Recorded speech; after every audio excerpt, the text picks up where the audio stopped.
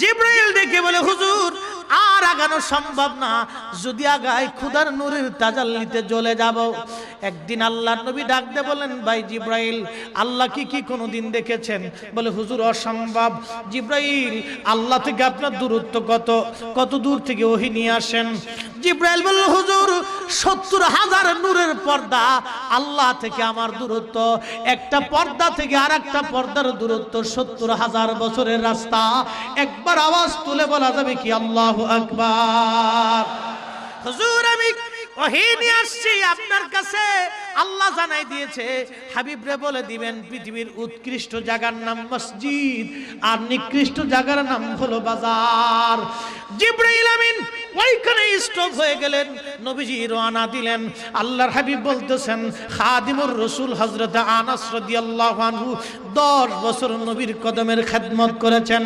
তিনি হাদিস বলতে যে বলেন, এ নবীর উম্মতরা তোমরা শুনে যাও, আল্লাহর নবীকে নিতে নিতে নিতে নিতে নিতে নিতে নিতে নিতে আল্লাহ এত উপরে নিলেন, এত উপরে নিলেন, বিমা লা ইয়ালামুহু ইল্লাল্লাহ, এত উপরে নিলেন এর সীমানা আল্লাহ ছাড়া আর কেউ বলতে পারে না।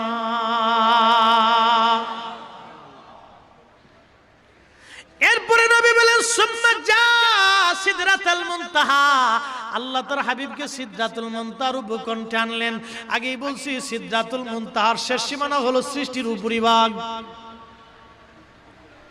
এই সিদরাতুল মুনতাহার উপকণ্ঠে আনার পরে আল্লাহর নবী বললেন, সুম্মা দানাল জাব্বারু রাব্বুল ইজ্জাতি ফাতাদাল্লা ফাকানা কাবা মিনহু কাউসাইনি আও আদনা।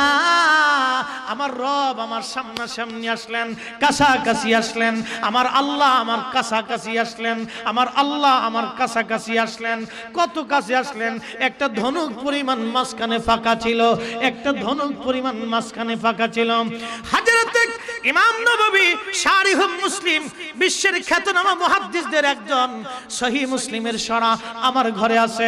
আল্লামা ইমাম কাজী আয়াজ আল মালিকি রাহমাতুল্লাহ আলাইহি, যিনি সহিহ মুসলিমের প্রথম শরা লিখেছিলেন 900 বছর আগে, বাবা কিতাবুশ শিফার মধ্যে তিনি বিস্তারিত লিখেছেন।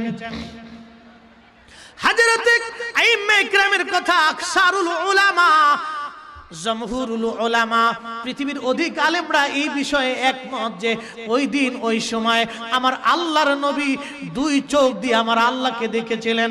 হযরত ইবনে আব্বাস রাদিয়াল্লাহু আনহুমা ফরমান, মুআজ্জামুল আওসাতের ভিতরে বিশুদ্ধ সনদে আল্লাহর নবীর হাদিস এসেছে।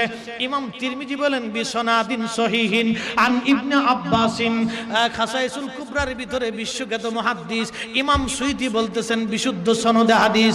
হযরত ইবনে আব্বাস বলেন, রাআইতু রাব্বি আজ্জা ওয়া জাল্লা, ওই সময় আমার আল্লাহ আমার নবী আমার